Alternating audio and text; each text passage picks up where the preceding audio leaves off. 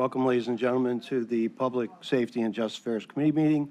It's Tuesday, October 29th. Roll call, please.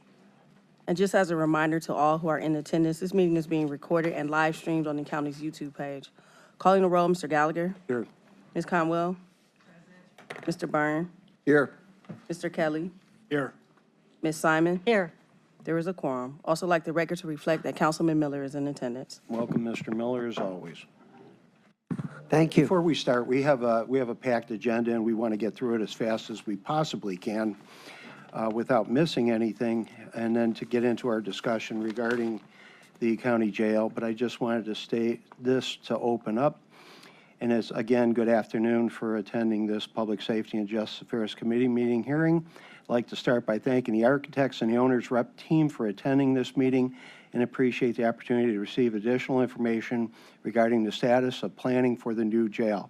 I'd also like to thank the administration for for being here and participating also with us as we move forward. This is a team, this is going to be a team project as always, and we look forward to moving this project as judiciously forward as possible. The discussion will be first of many, and we plan to receive regular updates from the design team on a number of standing items accompanied by topic area discussions. Our objective is to have council and stakeholders well informed throughout the process, as well as provide opportunities for input. We will address a number of design-related components prior to any bonding legislation being introduced in this early of 2025, and we'll continue to have updates in a public forum as the project progresses. For today's meeting, I would like to provide our guests the opportunity to go through their prepared materials and ask we reserve questions until they have concluded their presentations. Any questions we do not address during today's discussion can be reserved for a future meeting or provided to the team via email. There will be times because of sensitivities and security, we'll go into executive session, and we'll deal with those when we approach those situations. Again, that is for our second part. Let's move forward. Public comment. No, Mr. Chair, no one is signed in. Committee, in your packets, you have the minutes of our October 15th meeting. If they're in order, I'll accept a motion and a second. So moved. Second. I have a motion and a second. Further discussion? Hearing none, all in favor? Aye. Aye. Against? Thank you. 2024-0373. Resolution number 2024-0373, authorizing an amendment to a revenue-generating agreement with the City of Cleveland for lease of space for the Cleveland Police Department located at 1300 Ontario Street, Cleveland. Good afternoon, Public Safety Committee. John Myers on behalf of Department of Public Works. We are here today to seek authority from County Council to enter into a Sixth Amendment of lease, a revenue-generating agreement with the City of Cleveland for lease of approximately 125,000 square feet in the amount of approximately $2.7 million for the next year. This is a Sixth Amendment to a lease. As you may remember, the county purchased this property approximately 2017. This is the Sixth Amendment for this space that for Tower 2, also known as Cleveland Police Headquarters, 1300 Ontario. So you have the outline of the agreement. This is an approximately 14% increase over last year for the base rent, and many of the other items are the same as the previous year.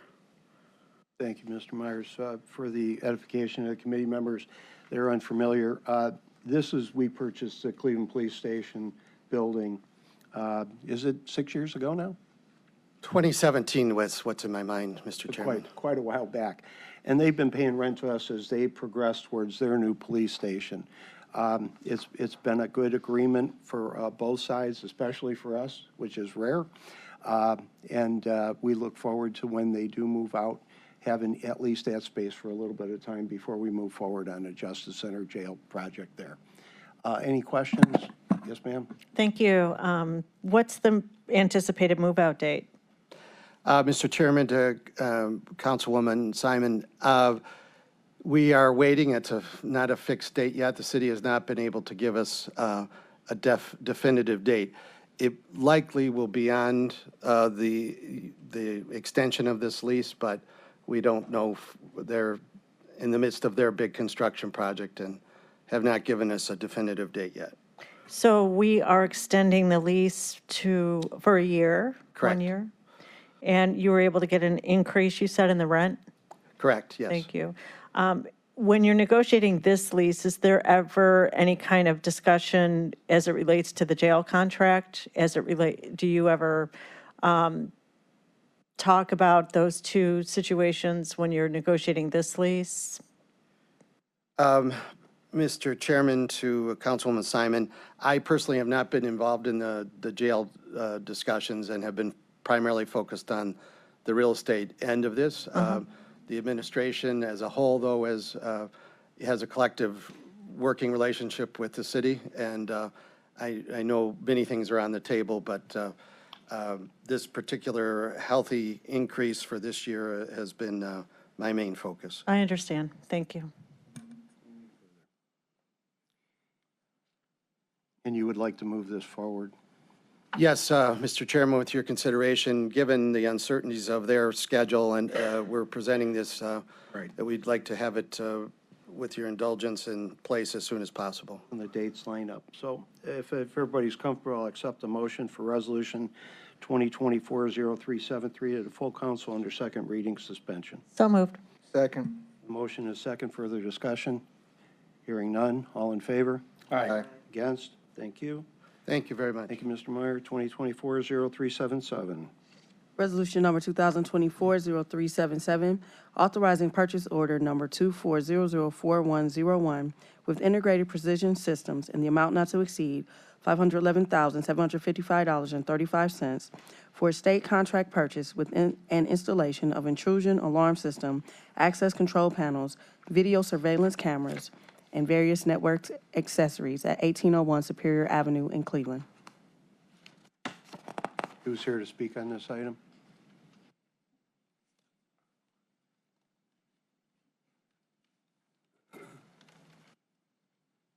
Good afternoon, Mr. Chairman. It looks like somebody was supposed to be here to speak on this matter. Obviously, this is tied into the 1801 Superior project. I was under the impression that IT was going to be leading the discussion here. So if you could hold this item for right now, and let me see if I can pull somebody together for this. I'll tell you what, I don't have time for that. They're not here. We'll kick it to 2 weeks. Thank you, Mr. Chairman. 2024-0378. Resolution number 2024-0378, authorizing an amendment to contract number 4921 with Applewood Centers for emergency respite and crisis bed services for youth referred by the Coordinated Approach to Low-Risk Misdemeanors CALM program. Welcome. Is this? Oh, there you Your go. name? Good afternoon. Your name? Sharon Allen, Juvenile Court. Welcome. This service is to provide screening and assessment services within the court's early intervention and diversion center and providing emergency respite and crisis bed for youth. The goal would be to provide therapeutic response to youth arrested and in need of respite and assessment services to divert youth from the detention center on non-public safety offenses. This amendment is 100% funded by the Reclaim Grant. The amendment is to increase the funds in the amount of $1,699,22.86, extend the time period of the contract to June 30th, 2026, increase the per diem rates in Section 5, Paragraph A, and replace the insurance requirements. Thank you. And this is a contract that we deal with often. Questions? Yes, ma'am.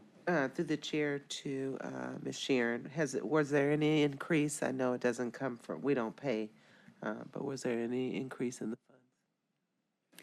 funds? Increase, the increase was in Increased the, cost or anything like that? oh, and the per diem? Yes. Yes, the increase of the per diem was $684.75 for a Medicaid rate and $882.51 for non-Medicaid. Thank you. You're welcome. Further questions? And looking at the dates, you definitely want to move this forward. Yes, please. If everybody's comfortable with Resolution 2024-0378 to the full council under second reading suspension, I'll accept the motion in a second. So moved. Second. A motion and a second. Further discussion? Hearing none. All in favor? Aye. Against? Thank you, ma'am. You're Thank you, sir.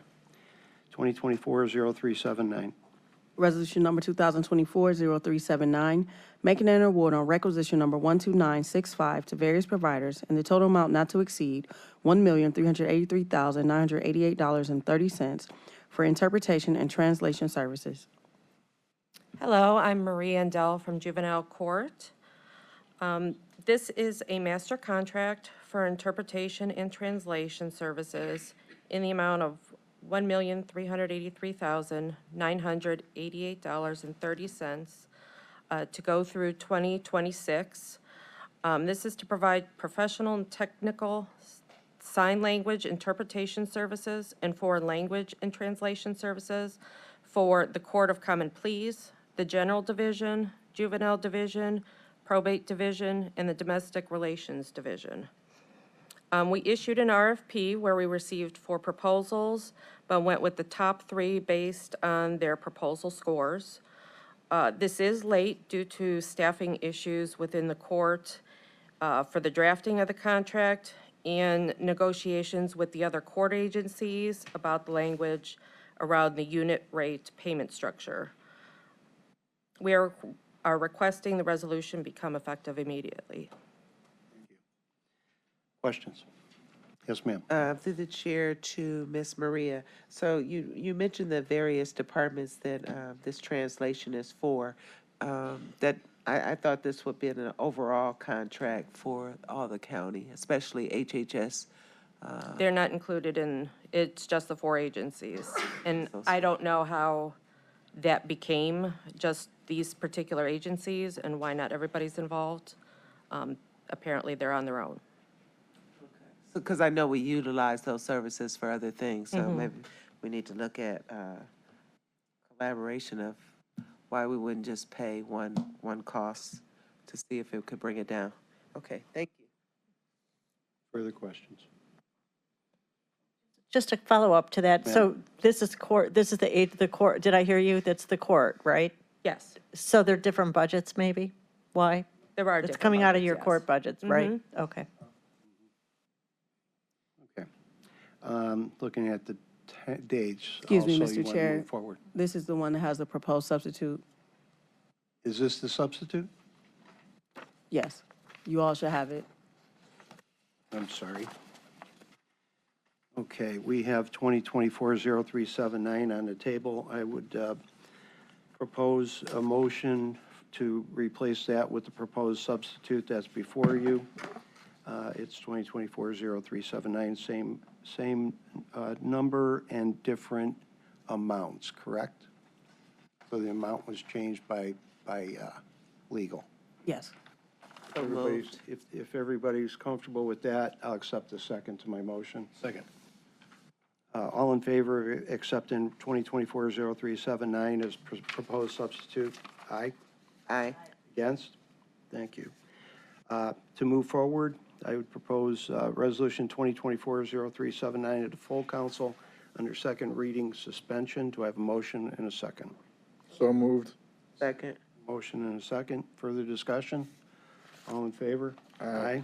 Against? Thank you. Thank you. 2024-0380. Resolution number 2024-0380, authorizing a contract with Applewood Centers in the amount not to exceed $3,499,072.50 for program administration of a youth residential treatment program known as the Cognitive Behavioral Treatment Center. Good afternoon, Sharon Allen, Juvenile Court. The vendor shall provide trauma-informed residential treatment services along with the 2 University of Cincinnati Correction Institute's cognitive behavioral interventions, core youth curriculum and cognitive behavioral interventions. Substance use is to address thoughts that contribute to continued high-risk behaviors in youth and address their cognitive, emotional, and behavioral challenges across the following domains through family, peer relations, substance abuse, pro-social skills, and mental health. The contract is 100% funded by the Reclaim Grant. The court desires to contract with the vendor for a term starting July 1st, 2024 until June 30th, 2026. Funding for this contract shall not exceed the $3,499,072.50. Questions? Hearing none. If everybody's comfortable in looking at the dates again, you probably want to move this forward. Yes, please. Yes. If everyone's comfortable with 2024-0380 to the full council under second reading suspension, I'll accept the motion in a second. So moved. Second. I have a motion and a second. Further discussion? Hearing none. All in favor? Aye. Against? Thank you, ma'am. Thank you. 2024-0381. Resolution number 2024-0381, authorizing a contract with Dell Incorporated in the amount not to exceed $978,007.19 for a state contract purchase for a Microsoft Enterprise Agreement for various software licensing and support services for a period of 3 years. Good afternoon. Pete Seghetti presenting for the County Prosecutor's Office. This is our fourth three-year enterprise agreement with Dell for Microsoft Services. This is a comprehensive contract actually with Microsoft ultimately to provide all of our Office 365 user licenses, server and PC operating systems, all security components, and database licensing.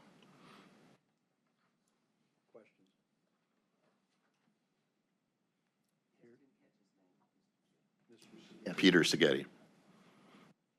If everyone's comfortable in looking at the date, which I really don't have one on here, are you requesting this to be moved forward? It can. It's this contract is effective for early next year, so we wanted to be timely to get the contractual portion taken care of because we just wouldn't have enough time to meet a February deadline starting the process in January. If everyone's comfortable moving 2024-0381 to the full council under second reading suspension, I'll accept the motion in a second. Second. Motion in a second. Further discussion? Hearing none. All in favor? Aye. Against? Thank you, sir. Thank you. 2024-0382. Resolution number 2024-0382, authorizing a contract with Axon Enterprise in the amount not to exceed $5,960,835 for state contract purchase for digital evidence management software with associated cloud storage, maintenance, and support services. Good afternoon. Pete Seghetti again for the Prosecutor's Office. We've really incurred a massive increase in body cams, vehicle cams, pole cams, drone footage. This is all material that has to be received, assimilated, and processed by the prosecutor's office. There's just no way to meet this burden with some very specific tools. The Axon Justice Premier product line is one of those tools. The key areas that it helps us address are storage. We've seen a massive increase in storage requirement over the last 4 years from approximately 70 to 180 terabytes, over 150%. Another area that the system provides assistance with is AI-assisted assistance with redaction. So many times we will receive 5, 6, 7 videos from a single scene, different angles. This redaction software allows you to pick, for instance, license plates or faces that you wish to have redacted, and then automatically seeks and redacts those images in the other files as well. Another key component is transcription, basically taking the audio file or the audio portion of a video and creating a text-readable transcript file. That is also key to leverage researching and looking for search terms across many videos. Discovery is also greatly enhanced with this product. It allows us to provide automated links for discovery, and also other partner agencies, for instance, the public defender can experience, increased efficiencies because they're also an Axon partner in viewing the discovery. And last but not least, It's the one I'm personally most excited about is the automation opportunities that this platform provides. It's going to allow us to programmatically proceed and greatly reduce the human administrative burden involved with everything related to video, from requesting the videos, providing the videos, processing them. It's a fantastic opportunity, and we will be one of the first major metropolitan areas to attempt this level of integration. So we're very excited about it. So the bottom line is this is absolutely essential for the prosecutor's operations today and going forward as well. Questions from Mr. Seghetti? Yes, Mr. Miller. So, Mr. Chairman, it's unusual for us to bring a 10-year contract. What is the reason for having this long of a contract? The Chair to Mr. Miller. The term of the contract, there's actually a 5-year sort of checkpoint in this contract, which allows us to proceed or not proceed for the remaining 5 years. Additionally, there is a 30-day out in this contract. The longer terms were required by Axon to sort of lock in that best pricing for the entire term of the contract, but we fully have a 30-day out with provisions made to receive our data should there be a need to. So, was this contract provided for in the current biennial budget, or is this an additional expense that's new and not anticipated? I would refer that question to Mr. Ginley, our fiscal director.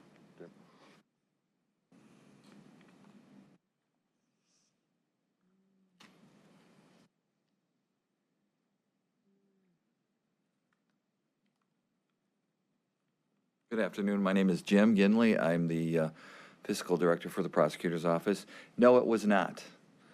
This is a service at some level that we've been provided pretty much free, and now it's got to be paid for. Okay. And final question, you mentioned the benefits that you said this would have in making our video work easier in a lot of different ways. My question is whether this contract will save enough money in the video operations to pay for the cost of the contract. Some of the elements are just not possible without the tools to do it. I would liken it to, you know, asking carpenters to build a house without any type of saw. You have to have the basic tools to be able to do this. Otherwise, it becomes such a burden. I couldn't imagine the amount of paralegals, et cetera, that you'd have to review, you know, hundreds and hundreds of hours of video footage to accomplish these tasks. Thank you, Mr. Chairman.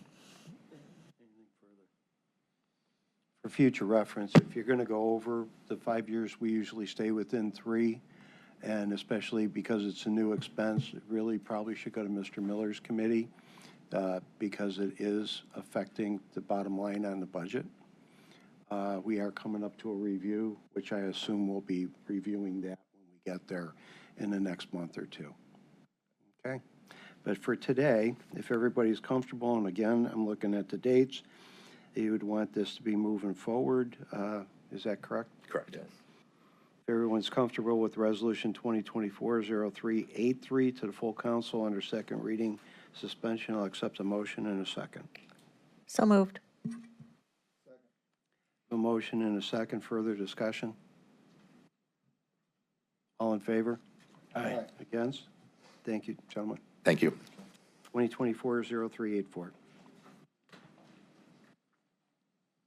Resolution number 2024-0383, authorizing an amendment to a revenue-generating agreement with Securus Technologies for inmate telecommunications system and maintenance services. Sorry, I said the wrong number.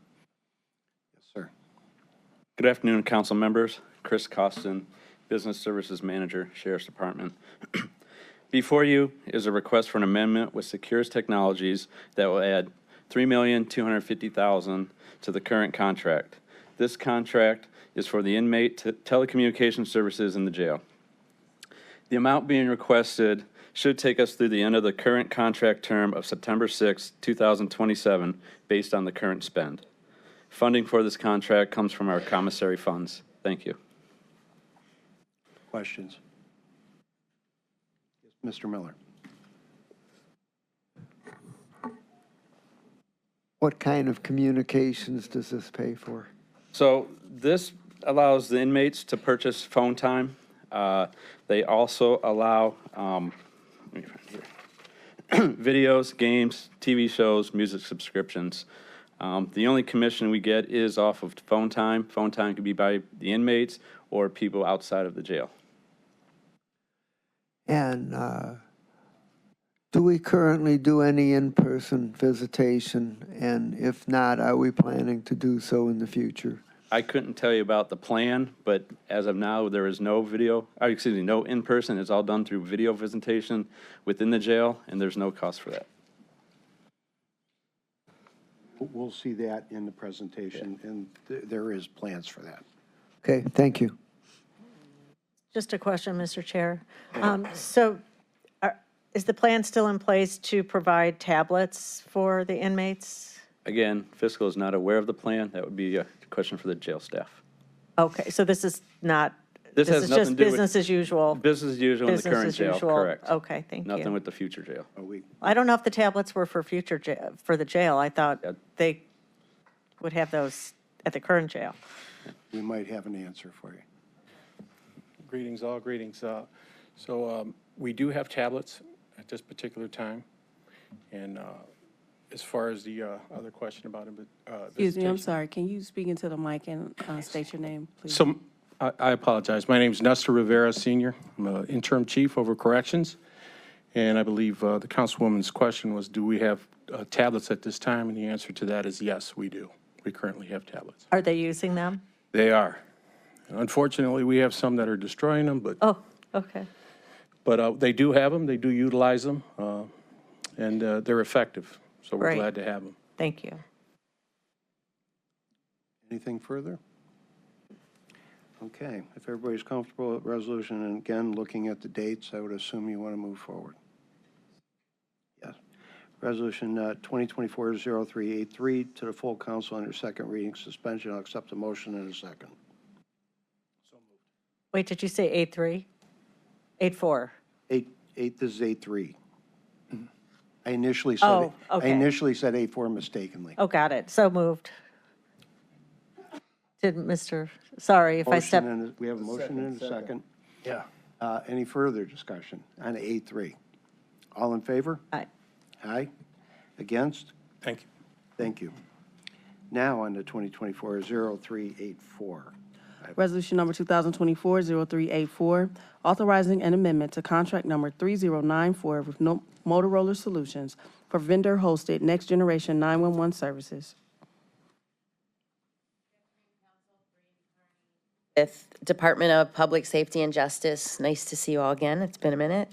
This is for an extension for a 3-year agreement for our current 10-year 911 system contract that we have. We're doing an extension, for 3 years. Last year, we started a process to develop an RFP with external people from Cuyahoga County that have expertise within 911, many of them part of dispatch centers, their IT leads, for example. So we started the process, went through that process, and did develop an RFP so that when this contract ends, which is in March of next year, it would be released and we'd be ready for our new system.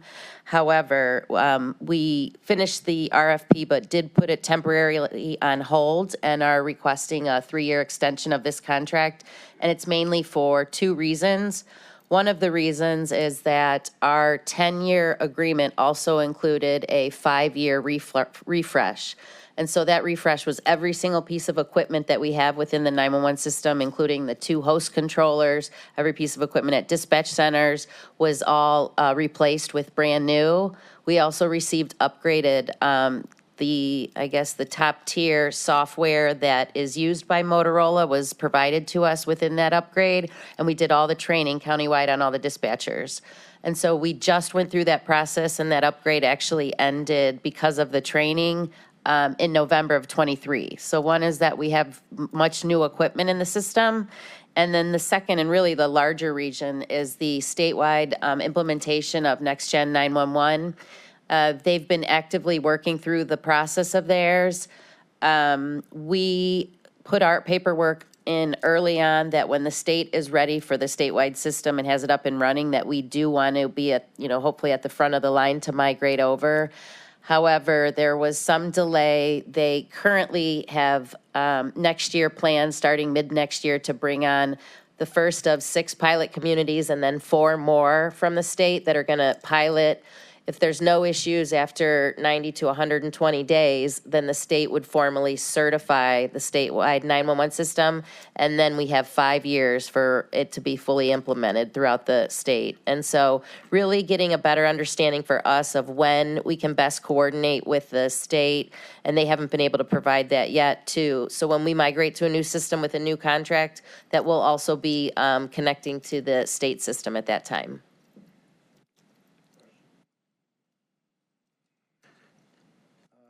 In the times line up, you don't need this to move forward immediately. We don't have to have it, no, because it's March of next year. Right. Thank you. Okay, if the council is comfortable in moving Resolution 2024-0384 to the full council for second reading. So moved. A motion, I have a second. Further discussion? All in favor? Against? Thank you very much. Thank you, that wasn't bad. Thanks.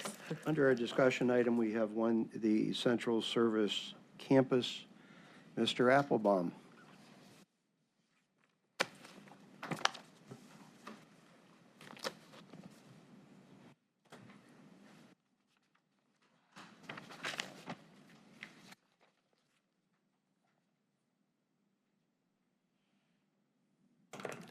Mr. Chairman. Welcome, Mr. Applebaum. Been a long time. And I will, again, caution the council, there's a lot of material here. You're going to have a lot of questions.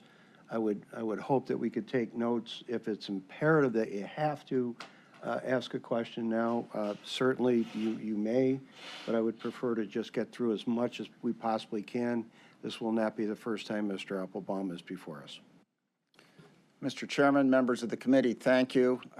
One immediate observation I have is that I have been appearing before you on various projects since your council first came about, and one thing which has changed, and I just realized it, I am the only person in this room wearing a tie. It will be the last time that I appear before you with a tie. That's my first observation. Thank you for the opportunity to present to you. Let me begin by showing you the agenda of what we hope to accomplish in the time that we have before you. I'm going to start out with a brief team introduction. Really, it's a reintroduction because the team has not really changed since for quite a while now. I'm going to give you a little bit of a brief background just to get up to speed with where we are. I have a few preliminary things I want to talk about with that. I'm going to address a few topics, and then I will turn it over to our HOK design team to lead the conversation about the progress on design at this point in time. They'll talk about progress with respect to the program, with respect to the site, and with respect to the building itself. We will then open it up for questions, and I know you've indicated that to hold questions, if you have a burning question or something that you just don't understand what I'm saying, I don't mind if you interrupt, but we do anticipate taking questions at the end. So just as a starting point, and I know that you know this, but I just want to remind everybody of, yes? Do we have a handout on this? We'll make this available to you. We don't have a, well, I don't know. Did you? No, but we'll make sure we get you one. I'll have this printed out for you. Okay, thank you. Or you can send it electronically, either way. Okay, I'll leave that to the technical people who actually know what they're doing. I don't actually know how all that works, but that'll be taken care of. So this first slide is just a reminder and just to introduce who's here to present. So as you recall, PMC, my company, and I am the Managing Director of Project Management Consultants. We serve as your owner's representative. I am here as the Managing Director. Two other members of our team that are working on this project, Ellis Katz, who I know you know and you remember because he was with us throughout the hotel project and has worked on various projects. Chris Panicki, who some of you may know, he's been with PMC for a while now. He's working on this project. He may have met with some of you. For the 10 years before he came to PMC, he was actually the university architect at Case Western Reserve University. So all of their projects, Chris was in charge of doing similar things to what he does with PMC right now. As you recall, we retained, after we did some of the initial programming, you remember with DLR, then we got to the point of getting the criteria architect who actually works through the program confirmation, schematic design, and design development before it's turned over to the design build team. That is HOK and a whole slew of other consultants, architects, and engineers. We have today Jeff Goodale, Jason Wandersee, and Rebecca. Where's Rebecca? I wanted to make sure you didn't escape, Rebecca. They will self-introduce. They'll go into a little bit more detail about their roles in a couple minutes, but they're here to present today on behalf of HOK. Obviously, not here today, but as you know, we have a design build team that works with us. They are very involved in the costing process right now. Eventually, the project will be handed to them to complete working drawings and actually build the project with their subcontractors at a point in time. In terms of the brief background, before I get into that, just a couple preliminary matters. And Mr. Chairman, you've already actually touched on this. First of all, we do have a commitment to continuing communication. Part of that, as you've discussed, will be in the form of presentations like this. There will be other opportunities to meet with and discuss matters with council. I know that council members attended some of our design meetings these past weeks, and you know, there will be opportunities to continue those forms of communication that we can discuss. You actually touched on the security issue I do want to present. When I did this in this fashion, when we did the convention center, when we did the hotel, I freely met with you, showed you plans and specifications, discussed all aspects of the building.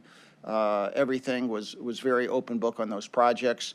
The one distinction with the jail project is that there are areas and issues of security that get to for all sorts of reasons, things that are confidential about how a jail is set up, the security systems it has, how it operates. Those are not appropriate to present in a public forum. You've already mentioned the possibility of going into an executive session, so there's other methods. We'll deal with that. But there will be some constraints on some aspects of what we talk about in the public meeting because it is a jail. And then, as you've already mentioned, there'll be topics that we reserve for future sessions. For example, we're going to want to get into discussion of budget with you, with schedule with you. That's not the topic of today. We're going to take on other issues today, but we will, as we agree with you, get into sessions that are much more devoted to topics like budget, like schedule, and a variety of other issues. So for today, just in terms of schedule, now this is a graphic. I actually have shown this to you for a few years. We use this sort of thing even during the steering committee. And this kind of just reviews, you know, how we started up, how we went through programming, how we went through the project delivery selection, as you'll no doubt recall. We are still in what I would call the conceptual design stage.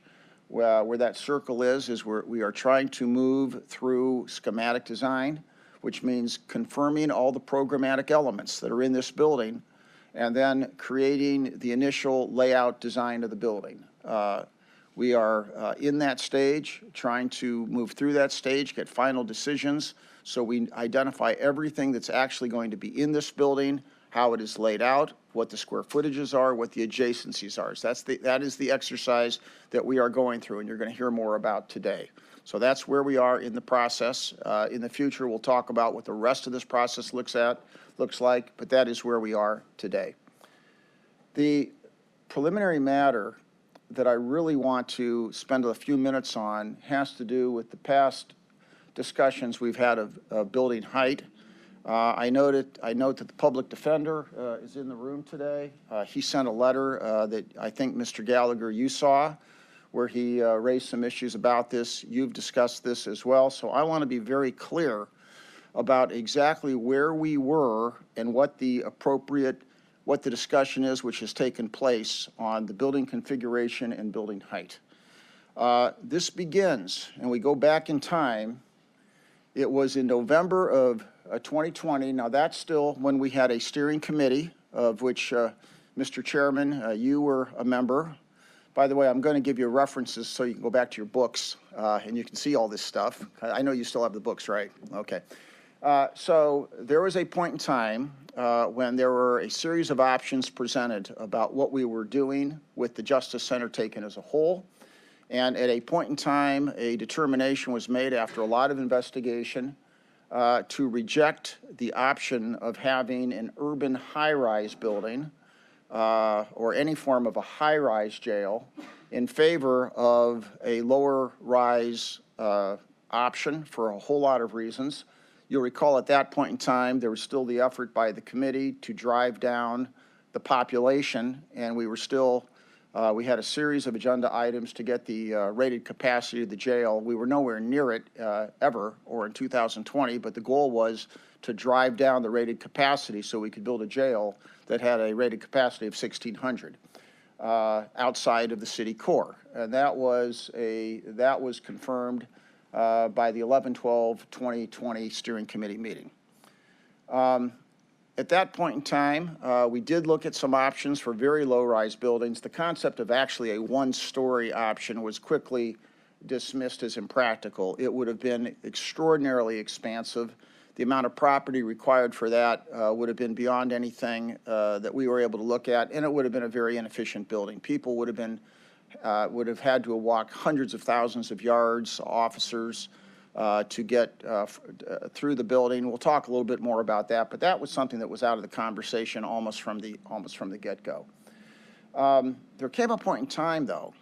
We looked through these options, and we spent, a couple years going through this, multiple presentations. But by January of 2020, we were actually already beyond the two-story option, the so-called 2/2. At one time, we were talking about a 2/2, which would be one of these configurations. Each story would have a mezzanine level. That's why it was a 2/2. But that option was gone, and I'll go back to the meeting minutes, because, first of all, by that time, we had already determined, unfortunately, that we were going to have to increase the rated capacity to 1904. Enough progress simply wasn't made to reduce the jail population, so the jail had to be much bigger, and we're still, by the way, at a rated capacity of 1904. Nothing has changed that evaluation. And there were also fit issues, because you couldn't really fit a 2/2 over any of the sites that we had gotten down to, the 40-acre sites, so-called.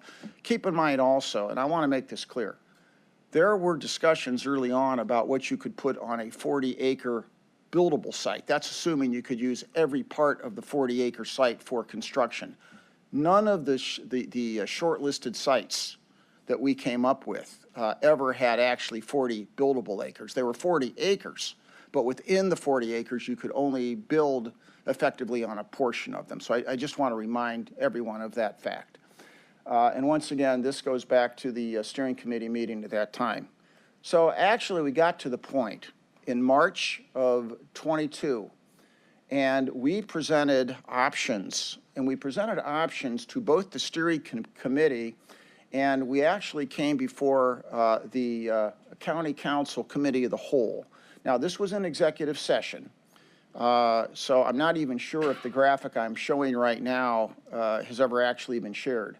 But we presented at that meeting in March of 2022, both before the steering committee and before the committee of the whole in executive session, we actually showed you 3 sites. You'll recall this because there were the 2 sites in Cleveland, the CVIC site, the Transport Road site, and then there was the Garfield site. All three of those layouts were either 3 stories or 4 stories.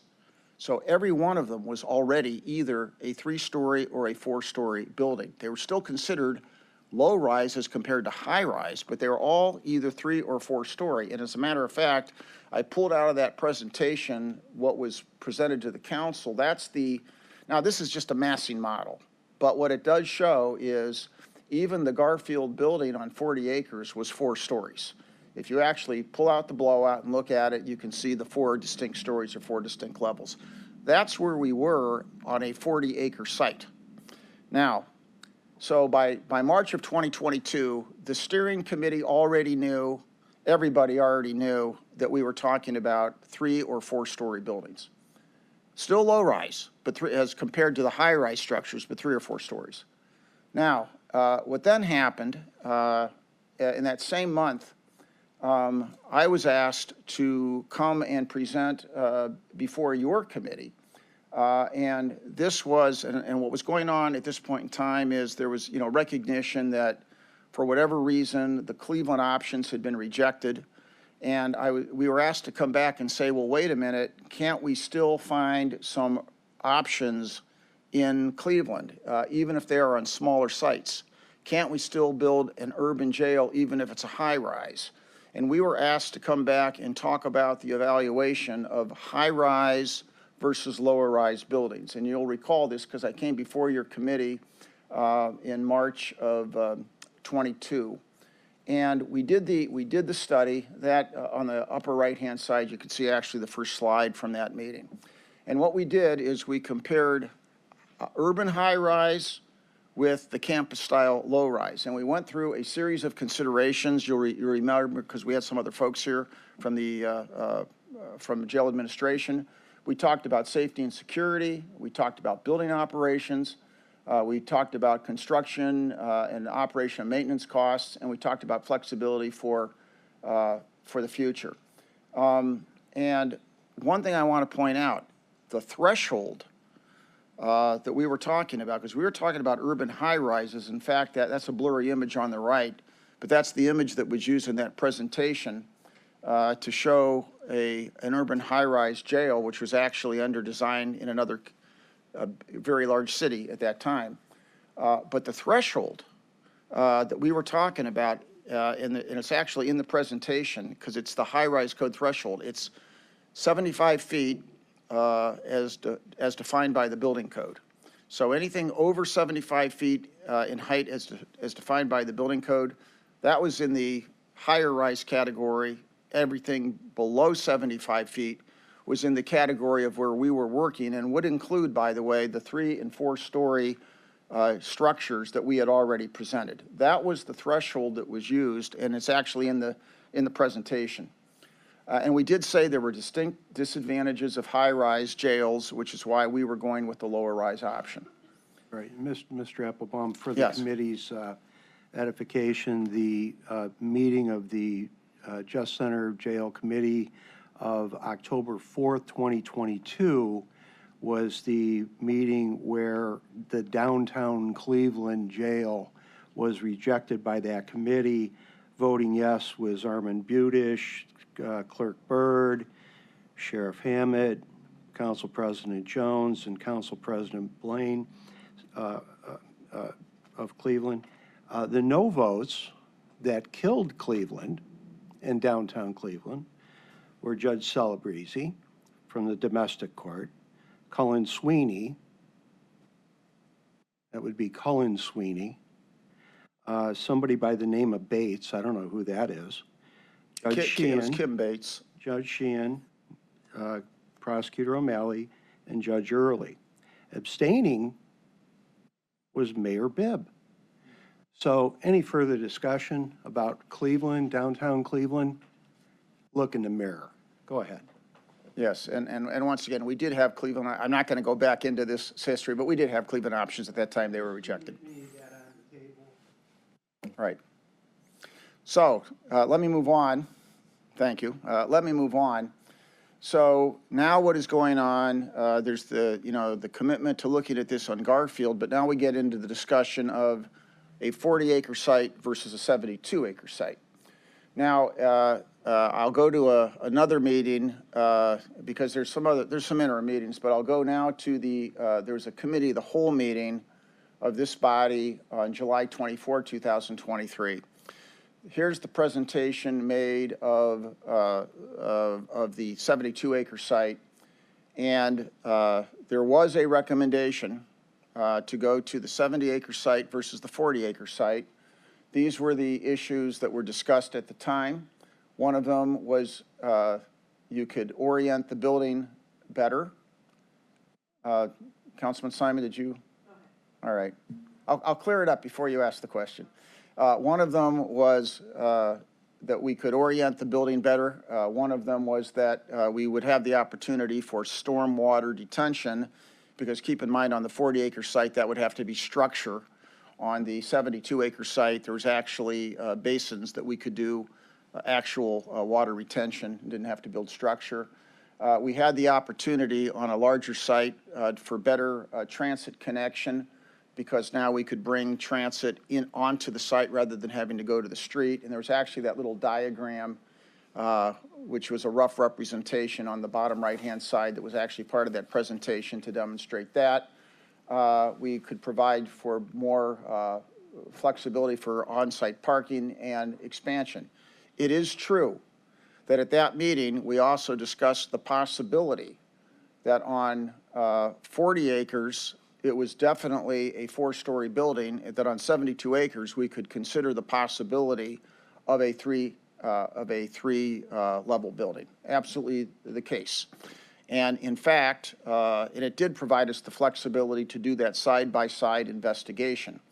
Now, HOK is here because with that flexibility, we did go through, and by we, I'm saying HOK-led, members of the administration, members of the Sheriff's Department, those people who are involved in jail operation, and they did a detailed investigation of 3-story versus 4-story, and I'm going to have them walk through that with you, because that's really their expertise to walk through this. I will make 2 general observations before I turn it over, though. Number one is that throughout this process, and Chairman Gallagher knows this as well as anybody because he was there throughout all of these meetings. Initially, the starting point was an urban high-rise jail, which is what we have. We always talked about getting that height lowered and lowered and lowered because of safety concerns, because of operations concerns, because of elevator concerns, no question about it. Lowering that building was critical and still is critical. Getting it too low, like when we went to 1-story, that becomes counterproductive because now it's too low and too untenable and actually too costly.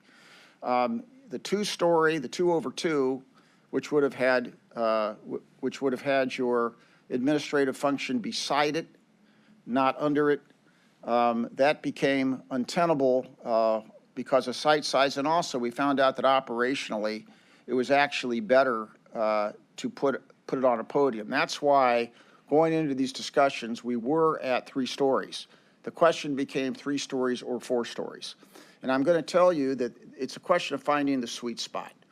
Too high is not good. Getting it lower and lower and lower and clearly under 75 feet is completely desirable. Too low is not good. So there's a sweet spot, and we were in this discussion between 3 stories and 4 stories, and where this has actually ended up is something that I would sort of describe as 3.5 stories, because when you take a look at how the building is articulated, it's not a monolithic 4th floor. It's a 3rd floor with additional structure on a 4th floor, but it's articulated. It's so you can get light in, and I'll let HOK go through this, but it's not a monolithic 4 stories. It's 3 stories with additional structure above it, and that is what the team has determined is the most effective, the most efficient solution. Still a lower rise building, but hitting what the team believes is the sweet spot. So I'm going to let them go through now and go through sort of that investigation and then I might come back on questions, but that's the background as to where we are. I have a question. Questions for Mr. Applebaum before he goes? I do. It says on July 2023, the Committee of the Whole made a recommendation. Committee of the no. Whole of this body? No, what I'm saying is that the 72-acre site was recommended to the Committee of the Whole. To us, Yeah, by this group. by By who? Because we keep saying we. At this point, who's the we? the administration. By the administration. The administration at that time made the recommendation going to the 72-acre site, and that was the presentation, and those were the reasons. Okay. Okay? Thank you. You did not recommend it I remember. to the administration. It was. Yes, you I just want to be particularly- clear. You particularly didn't recommend it to the administration. In particular, correct. Okay, thank you. Anything further from Mr. Applebaum? And Mr. I'll Applebaum, be here for questions after. And just to clarify, the podium 1, 2 is basically 3, but you call that a 2 over 2? And I'll have Jeff actually show this in more detail. One of these floors, and he'll show you the detail of what a floor looks like. If you recall, when you're in one, and we're talking housing units now. When you're in one housing unit, you see floor to ceiling, which is an open concept, and you'll see the light, but you'll see that in terms of the actual cells, there's a mezzanine level. So you have a cell level, and above it, you have a separate cell level that you get up to by stairs. It's all within one floor of a building. So if you stack those, that's 2 over 2. Two levels of housing over 2 levels of housing, but it's 2 floors. The plan from the beginning was always to have 2 over 2. It became 2 over 2 over a administrative podium, and now, and it was either 2 over 2 over administrative podium, or basically 3 over an administrative podium. And that's what we're talking about. And Jeff, or 2.5 over an administrative podium. Jeff will show you that in detail. Okay. Be kind to us, we're lay people. Yeah, and one of the questions I had, Mr. Chair, is 2 over 2, is it like a loft? I mean, what you're describing is maybe a loft situation on know what, floor Ju- 1? We No? have show Okay. the picture, and the picture's worth 1,000 We'll words. get to a picture to actually illustrate how. It'll show you. But Thank you. It's actually not unlike a loft. Yeah. Yeah. How do I advance with? Green button. Green button, thank you, Jeff. You're an architect, you're an engineer, but you don't know how to operate that. It's a You green know, button. I could make a mistake, all right. I did not wear a tie today. Chairman and committee, glad to see you today. Thanks for having us here. It's been a while since I've presented to this committee, so we're happy to be back. We made a lot of great progress on the project, and so we're really happy to talk about where we are with things. So I'm, Jeff Goodale with HOK, I'm Director of Justice, and I'm the lead planner and programmer for this facility. With me here today, and we represent a team that's probably 75 to 100 people right now working on the project. Jason Wandersee, who's a project senior principal with HOK. He's been very involved in this project since the day we were selected by the county. And then Rebecca Brandel is our project manager. So she works very closely with administration and other stakeholders to arrange the workshops and documentation, everything else. So she's doing a terrific job of advancing the project. Come back to the way that the building is organized, and Mr. Applebaum had talked about that it is kind of a hybrid of a third and fourth level building. When we were notified that this was the site, we started working very closely with the Sheriff's Department, the jail administration, other stakeholders to make a determination of how the building should be arranged and how the building would stack. As Jeff said, it was noted early to not try to do this on one level because, again, that was going to be an operational issue. Plus, it was also going to have some cost implications for the building as far as foundations and those types of things. So we always knew that it was probably going to be in that range of 3 levels or 4. And what we've done now is working with the stakeholders, then let operations really start to determine how these things are going to be outlined. So as you look at the diagram, the lower part that's the blue, that is the sheriff's department portion. And at one time in the program, the sheriff's department was actually contemplated as a separate building. But working again with stakeholders, we made a determination that it would be efficient and desirable to have the sheriff's department combined with the detention center. And that way jail administration, sheriff's department could work together. They could share resources, training resources and so forth. So it'd be an efficiency not only in terms of what we build, but also an efficiency in terms of operations. It also gives the detention center the advantage of having a sheriff's department there for additional security in case, something would go unusually wrong at a given time. So you've got a ready-made security force there at the building. So a lot of advantages for that. So that blue portion at the bottom represents that. Then the rest of it that goes along that spine that you see then represents the detention center. And so the detention center is actually arranged very efficiently along one spine. So you see the edge condition and the nodes that pop out of there. In the middle is the vehicle sally port, very large vehicle sally port. You've got, we need to be able to move buses back and forth from court every day now. We have other transportation needs. And then at the top, or at the upper right, is a central utility plant. So that's also arranged for county maintenance to, better take care of the facility. I mean, this is going to be, if not but very close to the biggest client of facility management for the county. So they're going to be co-located here with a great deal of staff. Plus then that arrangement is going to facilitate being able to take care of the building. The housing units that you see that kind of pop up in the upper part of the diagram, and we'll look at a little more detail as we go, but the reason those come up that way is because we have a great deal of units, housing units at this facility. So Jeff mentioned before, initial build out of 1,904 beds. But in Ohio, meeting DRC standards, units can only be 48 beds. So that's the limit. And double banked units are 100 square feet. So often in a lot of jurisdictions outside of Ohio, that might be 80 square feet.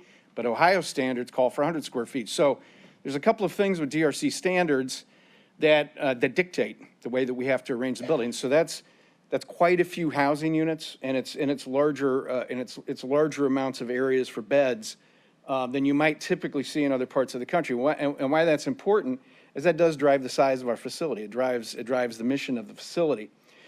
Within all those units that we have, and it's over 40 units, we took advantage of the opportunity to look at the way that a modern detention center works, the way that the jail administration needs to work with inmates, and some lessons learned from things like the COVID outbreak of how to arrange the facility and some of the things that came through. So one of the things that came out of that was the need for detox. More and more people coming into the facility, but even living within the facility need detox services. More, acute behavioral health. So I would say probably 15 to 20% of the beds in this facility address acute behavioral health. So these are changes that have evolved. This will make it a much more effective detention center. But why that's also important to this diagram is that we've arranged these housing units in that stack, and the reason that they're broken down the way they are is so they can get daylight and so they can get air. And so, what's one of the things that are important in this new operation is that inmate services are provided at the housing unit. And we'll have some pictures of the housing unit to see what that looks like. But what that means is they eat at the housing unit, they have video visit at the housing unit, they have medication passed at the housing unit, they can have some medical exams at the housing unit. Outdoor rec is available to all the inmates at their housing unit. So, but in order to accomplish that mission, we've broken down these areas so that each one can have daylight, each one can have fresh air come in, and at that rec space. So we'll look at that in more detail, but that is the part that really dictates that. Now the last thing I'll mention about that is you can see those three units that kind of march along there that are up in that upper right-hand part. There's one common corridor on each level. And that's really the heartbeat of running the jail on a daily basis. There's elevator core in the middle of that. So coming up from the kitchen 3 times a day is food delivery, and then bringing back all those trays every day. Medical distribution of meds every day, 3 times a day. And other services come up and down these corridors. So the arrangement of this has really one set of corridors on an elevator bank, and then these corridors that run parallel. But again, working with the stakeholders, we really deem this as a very efficient way to move these goods and services up and down the building and then vertically. Another important aspect about the arrangement is that they have only a certain amount of time to get anywhere within the facility under emergency conditions, medical emergency or other emergency conditions. And in other tours that we went on, and this group has been on the tours of many different facilities, some lower rise, some higher rise, good, well-working elevator cores really benefited in being able to get through the facility. One of the tours we went on was in Raleigh, North Carolina. It was a facility that I was part of designing a number of years ago. Great facility, they'll have it, except as we talked to the stakeholders, it was arranged on 2 levels, and they told the tour group, they said, you know what, we really wish we'd have gone another level. We do a lot of walking all the time. So we took that to heart, and that was part of what's gone into the formula here. Hey, Jeff, before you switch the slide, would you point out? Come on up, Jeff. Put the slide back. So one thing to see here, we put up on the slide the size of a football field. So that little box in the top left, that's a football field. So imagine now, so you have, and because of what Jeff has talked about in the size of these units, now you have your corrections officers either walking or in an emergency having to run. And if you see the size of that football field, you can get an idea of the scale.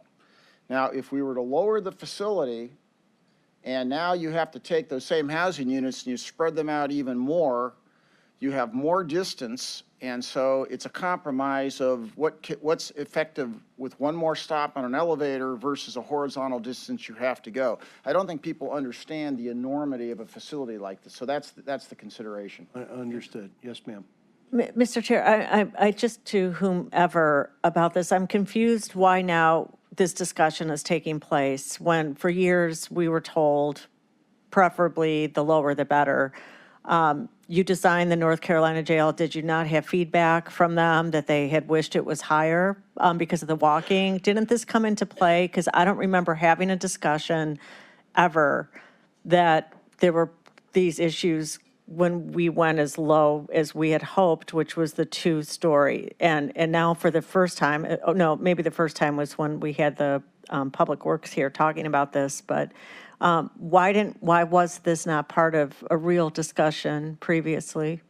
Once again, the discussion we had about high-rise was truly high-rise. I understand. 6, 7, 8, 9, 10, 11 I'm not talking stories. about that. I was talking about 1 to 2. We were talking 1 to 2 stories for a long time. And nobody ever came back, at least that I recall, saying, hey, there's some disadvantages to this. I'm hearing these disadvantages for the first time. I'm going to tell you that in the steering committee presentations and even the presentations that were made here, we were at 3 stories. We were never at 1 or 2 stories for the longest time. But what I'm saying, Mr. Mr. Applebaum, is, and I don't care, but the discussion about, you're hearing now from, you went to visit North Carolina Jail and you learned that they wish it was higher. Why wasn't that incorporated into this initial, presentation to us? Did you just find that out now, that they wish they had a higher jail that you designed? I guess what I'm missing is this discussion never took place. You could say, yeah, we talked about 3 or 4 or 2, but we never got into the weeds about why it would be not advantageous to have this size. So that's all I'm saying. This is the first time I'm hearing about disadvantages in this detail. As far as, this isn't information we've just learned. In fact, we went on that tour 2 years ago. So in fact, that feedback's been in this discussion now for the last couple of years. We've also visited facilities that are also taller. Thank you. That are also taller. And so as the committee went through, again, we saw facilities that were 2 levels. We saw facilities that were as high as 5. And there was a back and forth about what seemed to be the right level. Now, whether that was presented to this committee, I think some of those findings came through, but that has been, that's been part of the discussion with the stakeholders now for this amount of time. If I could help out here. I think because we had literally 2 sites. We had the preferable site in Cleveland before it was submarine by that group I mentioned. Then we were kind of forced to look again, and that's how Garfield came up. What I recall on the initial site was because it was only 40 acres and not all usable, the argument from the administration and others would legitimately was, hey, we'll get 72 acres and we can spread this thing out. Now, one, I understand absolutely it was too much, but this one, you have the football field, in my opinion, in the wrong spot. It should be where the yellow starts. They're not running from the administration That's true. to the end. That's true. They're running, and I worked in the jail, so you know, you're worried about COs overwalking themselves. You're talking literally if the functions of the jail are underneath food, laundry, security, the CRT team is somewhere, I would imagine, in the central area of the jail. You're talking guys sprinting about 100 yards at most to get where they have to get to, which is way more than what we have downtown right now. So the argument of, well, it's a little bit too far, kind of falls short to me, especially when I keep seeing a football field on the wrong part of the diagram. But we can get into the weeds on that after you guys get through this. And And look, once again, there is a conversation, because the truth of the matter is that we have the option at Garfield to put it any height we could put it down at 3. which was the argument presented to us. I know, and it was what was studied, and we'll let Jeff get more into that detail. The one thing I do want to point out, though, is even the stuff that we saw before, all those were test fits. Those were to see what would fit, what wouldn't fit. They didn't get into, we weren't even starting into schematic design. We weren't starting into the detail to figure out what was actually advantageous and what really made a difference. And I will also say to you that over time, we had different individuals from the Sheriff's Administration whose views were a little different at the outset than they were later on. And our experts, there are different options, but they also listen to the Sheriff's Administration.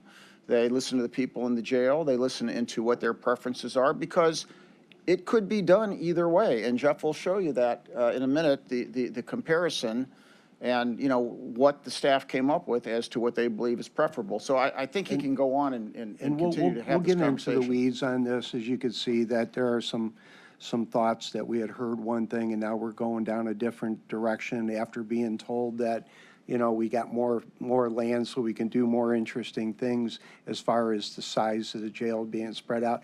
You mentioned is the Charlotte, what jail did you say that? That one in particular, where we took the tour, was Wake County. That's in Raleigh. No, the one you built. I did that one, but then I did another one. Was that on 72 acres? It was master planned for about 3,000 beds altogether. I would say, bigger. As I recall, it's probably over 50. Yeah, I so think that site was over 50. Going forward, apples to apples will be appreciated. Sure. And I will also point out that at the second level of where that housing is, that actually is housing units that extend down to where the football field does line up. So that housing on that second level extends. That is actually more of the behavioral care center that we have within the detention center. So that's also counted as part of it. So that is part of the jail operation. But as you pointed out, the other areas that pop up are shorter distance than the typical football Just field. one quick question, if I can, Mr. Chair, since we're here. The Raleigh tour, who was on that tour? You were there, right? Yes, I was there. We had different members from Sheriff's Department. The former jail administrator was on that tour. Some of the people from Public Works were there. So some folks that are still here today were on that tour. And how many stories or floors is that jail? Effectively, it's like 2 levels of. It's one podium, and as I recall, I believe that we've got just one level of housing on top of a podium, instead of another group on top. Was there any feedback on elevator being inefficient for food and all that, having to be supplied? There has been feedback on older facilities, and the way that we've addressed that and the way we addressed it at that facility and some of the other higher rise ones, we've just increased the number of elevators and the size of those elevator cabs. So I guess it was earlier this year, there was a group from the executive group also from jail administration that visited our facility in Indianapolis. That's a 5-level facility. In the core is 6 large elevators. Each of those elevators is large enough for at least 3 food carts or 2 stretchers, plus a number of inmates. We talked to the jail administration there. We looked at those 6 elevators. We asked the question, have you ever had a delay in being able to provide service in this detention center because of elevators? They said no. They said with 6 elevator cabs here, inevitably one may be being worked on. Elevators need to be worked on, but we always have 5 others, and so we've never had a delay. And so I took another group to one of our other facilities in Nashville recently, asked the same question. And they said, no, with our 4, it's a smaller, it's 800 beds, but they have 4 cabs. And they said, we never have delay in services with those. So what we found is building larger cabs and having a multiplicity of them has stemmed the issue that's been traditionally a problem with high-rise jails. Because older high-rise jails often had smaller elevators, not enough of them, and that was a real Achilles heel to trying to run those more vertical kind of facilities. Thank you. Okay, so Jeff referenced the fact that we've done a number of studies. These are just 2 of the different layouts that we had done, looking at, was it 2 over 1, 2 over 2, whatever that element is. And again, this just is an illustration of the different test fits and site fits that we've been doing for this facility. You can see from these 2 that in fact we have a larger, wider core. But one of the elements of that was in fact it started taking sheriff's department and jail administrative functions further away from the housing. And so we made the conscious decision to continue to consolidate those things. One thing I'll point out is we have a program to build here at about roughly 900,000 square feet. And some of these earlier test fits with more circulation at the lower level were exceeding 1 million square feet. The current one that we're working on right now is in that range of that 900,000 where we need it to be. We're continuing to refine it. But we have found by being able to do that stacking and to simplify the arrangement of the detention center, we're hitting our target on the square footage, which is obviously very important, not only in terms of the initial cost, but just how many square feet, it is to actually have to operate and maintain the detention center over time. To give it a sense of scale, this is the current footprint that we're working with right now with the detention center. That corridor that runs on the 2nd level of the detention center runs over 700 feet, so that's a couple of football fields total. And as you point out from the elevator core, it's about 1 football field each way. But you can see in comparison to downtown, the mall that's shown there is probably a little larger than a football field. But again, it gives you a sense of scale of what it is for this facility to be at that 3 to 4 level size. I'm going to talk just briefly about the program that we're working into the project. And as I mentioned before, the mission of a lot of the housing and so forth is different than it was. More therapeutic, more behavioral health oriented. But we've been working with the stakeholders on all of these different elements. Entry and screening, visitation, those are really public facing things. Staff support, sheriff administration, or more staff support things. And then the intake and booking, decentralized programming, housing, all those elements. We've had a lot of workshops over the years. We've had 2 different jail administrators to work with. Actually, they saw many things on the same, through the same lens. So that's been helpful. And I can say again, the tours, whether it's Franklin County or other facilities, have been very helpful because people have not only seen these facilities, but talked to those operators. What's worked, what hasn't worked. And so it's been very helpful. But again, we've worked all of these elements of the program into that floor plate and into that massing that you saw. I have, is this a good time to ask about that, or? Sure, yeah. If we can go back? Sure. There we go. Okay, so under bottom left intake, it says property. Yeah. What, can you expand? Sure, so that is the property of inmates that have been taken into custody. So here you have police that make their arrests, they process inmates, They've been processed at the lockup at the police, and they're taken here now, or they'll go through So central it's just booking. where to store the property? Correct. So storage of property? storage of Not property, just right. property, okay. Right. Horticulture, what are you thinking about that? So we're looking for the opportunity to be able to create an area where we can actually do some kind of plant growth or other horticulture program. We've seen horticulture programs have been very successful in other detention facilities. They've been a staple of prisons, but detention facilities have been able to utilize them more and more. So again, we're looking for secure Where? So they're there 30 to 60 days, and if they're there longer, they're going to end up at a prison probably.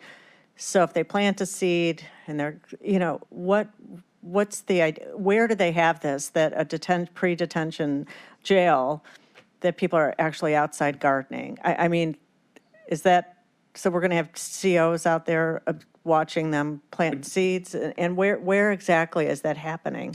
So our facility that we did in San Mateo, California has a limited horticulture program. The facility that we are now designing in Brooklyn, New York, that's one of the replacements for Rikers Island, will have a horticulture program within it at the top of the building. You said San Mateo? San Mateo. San Mateo? Yep.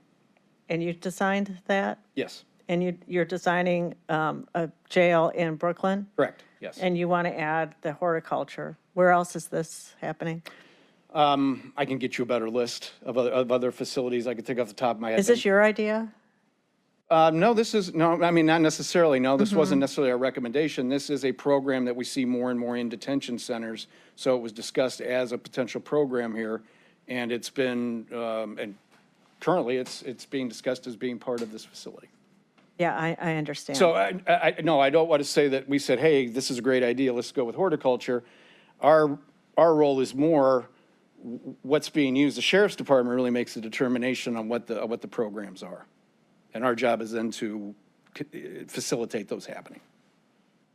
Youth. But they do happen in other facilities. Okay, so if there's bind over youth, is that why you have youth listed opposed to general population? There's a limited older youth group that is here within this facility. This doesn't represent typical juvenile detention. I believe this is, Bind over, that's what I yeah, said. thanks. Okay. Yes, that is what you said, yeah. And what I don't see, and maybe it's here, is for municipal courts who might be using this facility to have a low-level population section. Has that been considered or So, looked at? We have a video court capability here, so there is court capability here, but then we don't have a specific municipal court currently in. For low-level offenders versus more high-risk offenders? I don't see, you're putting those all into a general population, it looks like, as this is presented today. Right, I mean, yes, if Okay. I could present general population broken down more into different categories, but you're right, here, I'm just listening as general population.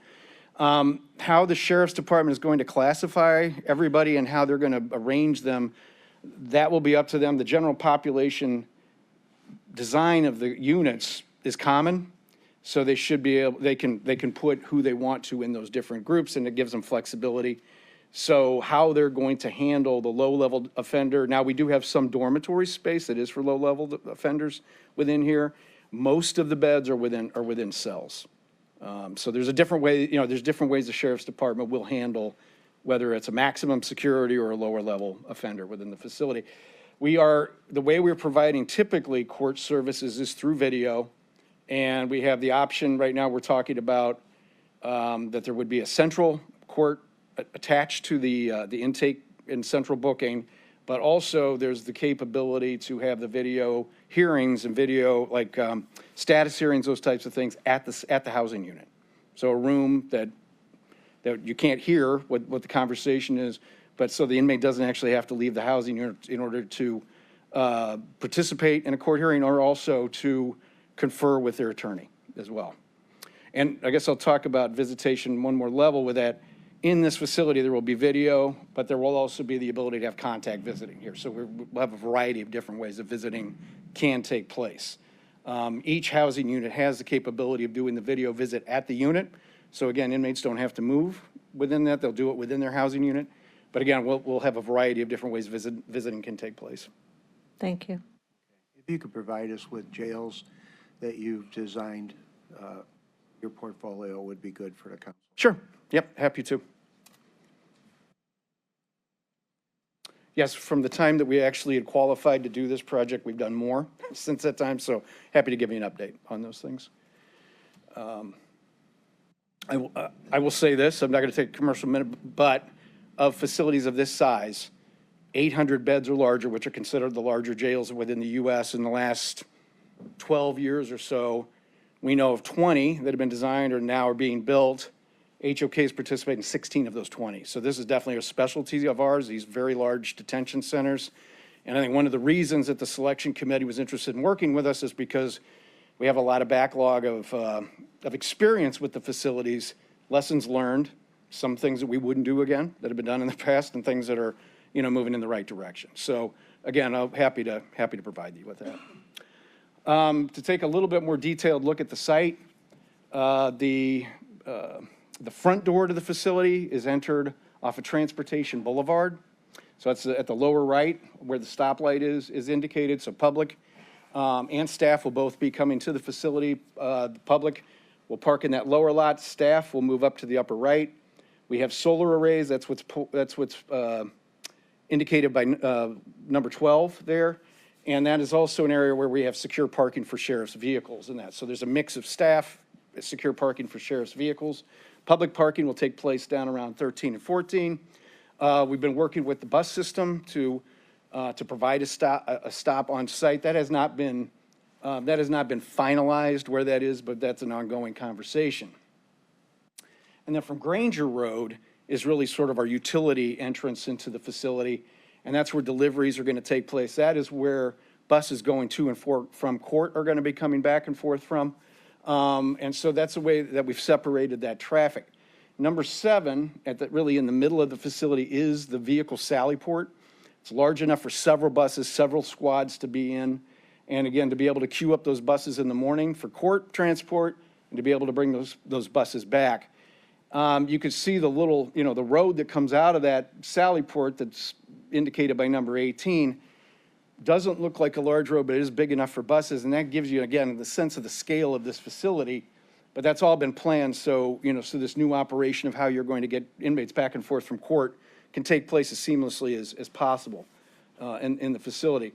As I mentioned before, the number 8, that is the sheriff's building, so that's a separated tower with more glass around it, so people that are working have more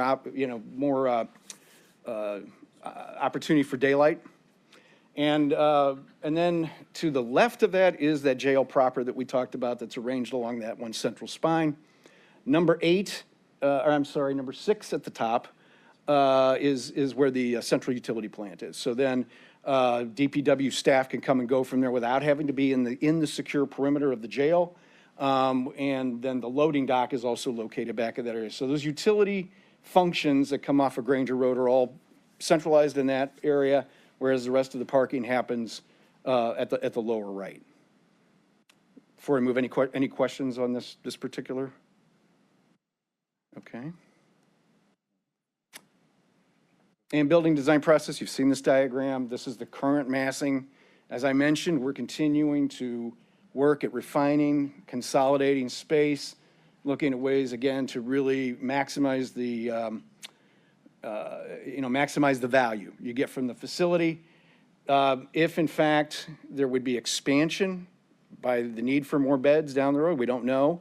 But that would happen to the upper part of the diagram, and they would extend that housing out more units. We found through time that trying to plan to try to go vertically doesn't work very well. Structural codes and so forth change over time. And so we know of a lot of facilities where there was planned vertical expansion never took place. So horizontal expansion we found is a more effective way, and so that's where the planned expansion would be at this facility, if it has to happen. This is a look at a typical day room. This is actually I think that this is a more maximum unit that that inmates are in. But this describes the 2 tiers that we were talking about, that Jeff was describing before. You have a group of inmates that are on the lower level. You have a group at the higher level. The doors that you can see at the forefront are all showers, so there's showers down at the lower level. One reason we're doing that is because showers are often a source of leaks and that type of thing. And so by having the showers at the lower level, we're not having leaks from up above. And then again, with handrails and netting and those types of things to prevent people jumping, people pushing, that type of thing. Then at the end of the unit, you can see where the daylight is coming through. That is the outdoor recreation that's associated with this particular unit. In the next one, this is a general population unit, and this is a typical outdoor recreation area. So this particular image that you see here, right now we're showing some obscured glass, but it might be vision glass. Given where we're located, we don't have close neighbors, so there may be an opportunity for inmates to be able to see more from the building, but again, safely. And we have to really make determination of how to prevent communication with the outside world. So those are studies that we'll be going into further as we get to more detail. But all the inmates in general pop and these other units have this access to this outdoor recreation as well as other things within the unit. And this outdoor recreation is part of the strategy of bringing much more daylight into that day room and into their living space. So this is the time we have for more questions.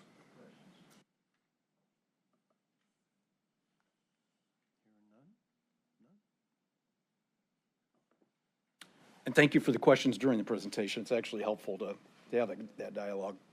Just some clarification, if you don't mind, on the site design plan, where you've got the 217s listed as RTA stops. Is that an outlot there that's in the gray? There's nothing designated there. Let me bring that, I'll bring that up. See, we got by Transportation Boulevard, the 217s are RTA stops. Then there's that large gray area. Is that an outlot? I think that is an outlot. Or is Yes, that part of the, is that part of the campus or no? Oh, that's not. That is not part of this property. Okay, and then the same there on East 96th Street. Does that run dead end into that outlot there?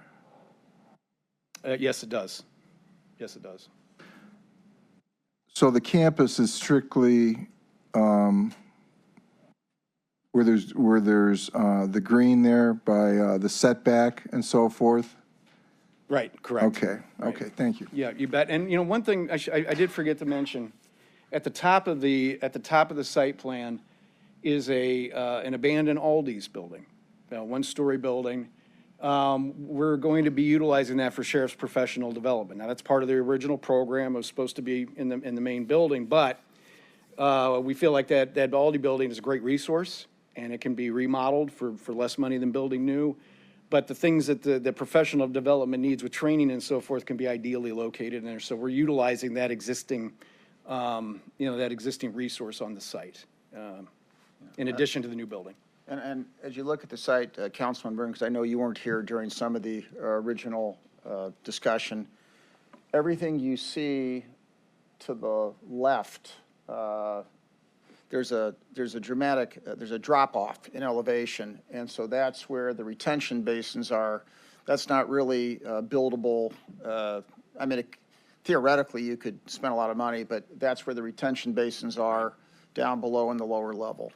So that's acreage that's not really part of a conventional buildable site, but it is part of the 70 acres, 72 acres. And not that it's probably for today, we can get into it later, but there's no shooting range here. Correct. So we have law enforcement in 240 plus probably another 80 that have to qualify continuously. I see a problem with not having the ability to do that on site. We do that in Strongsville. We spent the money to do it in Strongsville and put that next to literally a condominium complex, so sound isn't a problem. I'm wondering, the debate between us for the administration, the cost of sending out 240 to 300 law enforcement officers to qualify on duty, because they qualify on duty, so that's away from their job, going somewhere else. The closest, I believe, is Tri-C. So you're looking at a half a day to take these guys to go qualify out there and then come back. I don't see the rationale for not having a firing range on site, specifically that we have a building available that really only needs to be updated. And I know it's an expensive proposition, but I think the offset of cost and savings is in the favorable side of having a firing range on site. Not to mention, we pay Tri-C for our guys to go out there. Wouldn't it be nice if other communities paid to use our firing range? Because we're surrounded by many, many communities that are up against it the same way.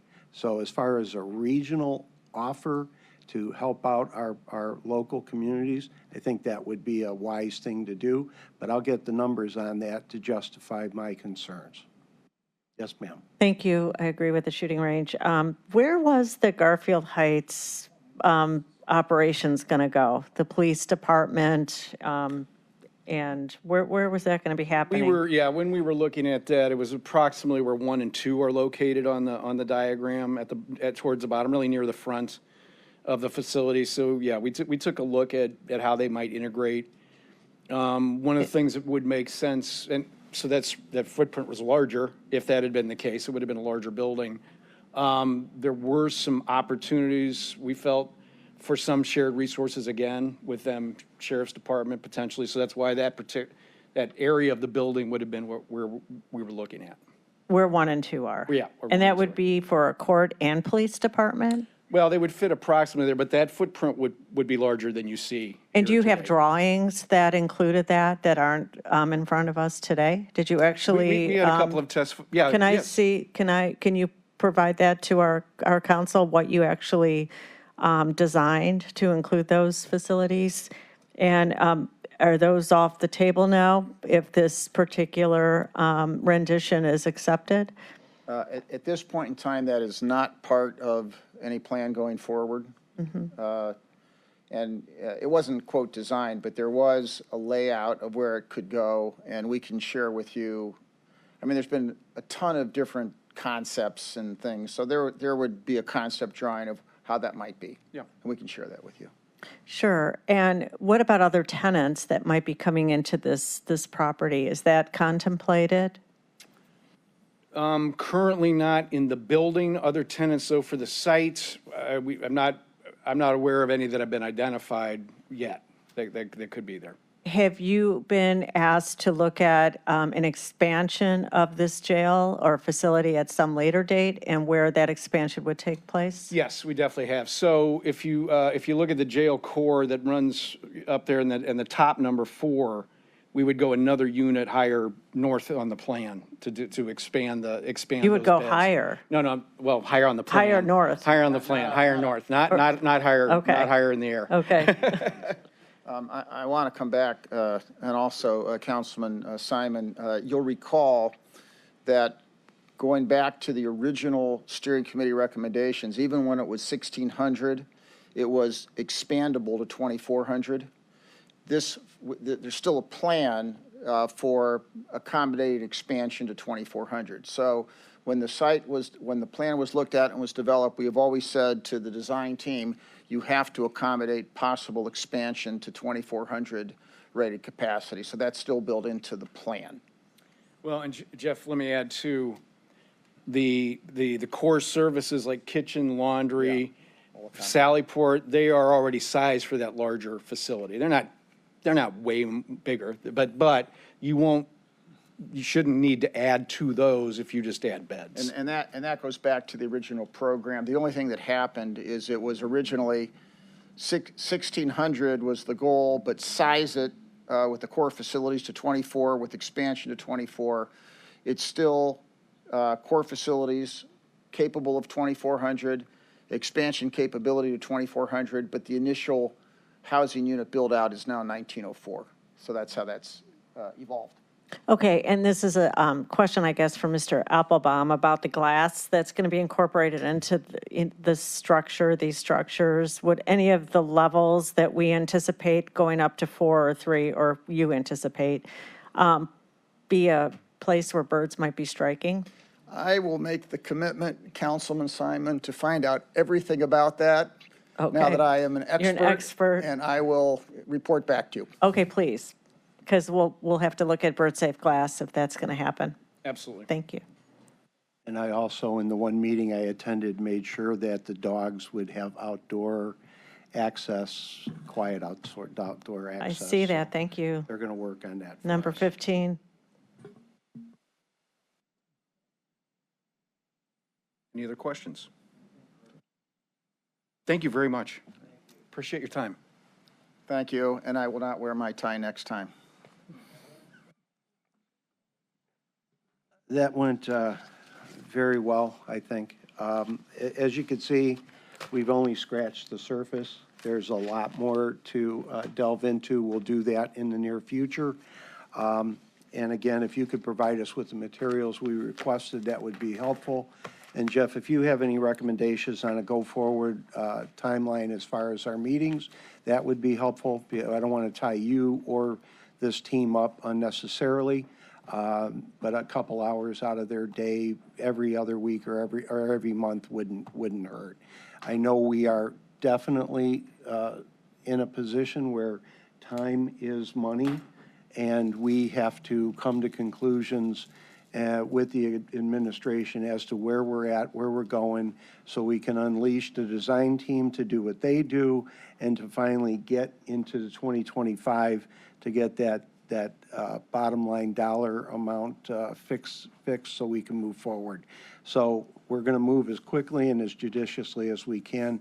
Again, I thank everybody for being here, and I look forward to working with you in the future. Mr. Chair, one more thing. I want to make sure that the court prosecutor are both involved in all these discussions. I'm not sure that's happening when these meetings are taking place. I had a discussion with the prosecutor and the chief judge today. They will be in contact with the administration as far as their concerns. To date, I invited them here today. It was a little too much for them to be here.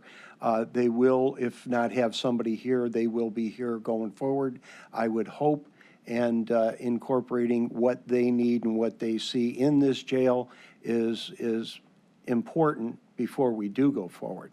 So everybody involved, and as far as I could see, I invited everybody that has a stake in this. So everybody knows they can watch this, or if they're not here, they're watching it hopefully, or they can go back and rewatch it at their leisure. But it's important that we do everything in the view of the public. And, I agree. And that was their concern. I'll let them deal with the Well, administration on I'm going that. to ask the administration to make sure that you're attending meetings now with the architect, yes. and that those meetings be open, and there's invites to the prosecutor and to the chief Right. judge. We will have somebody in the room on a go-forward basis. It's important. There's a lot more that's going to come up, and hopefully our colleagues can attend and have their input, because anything that we change at this point in time costs. If it's not actual dollars, it's time, and time is dollars. So we really, unfortunately, have to make decisions pretty quickly and to let these people do the job that we hired them to do. So thanks for being here. Thanks to the administration. Thanks to our guests and our team. And I look forward to seeing you in the very near future.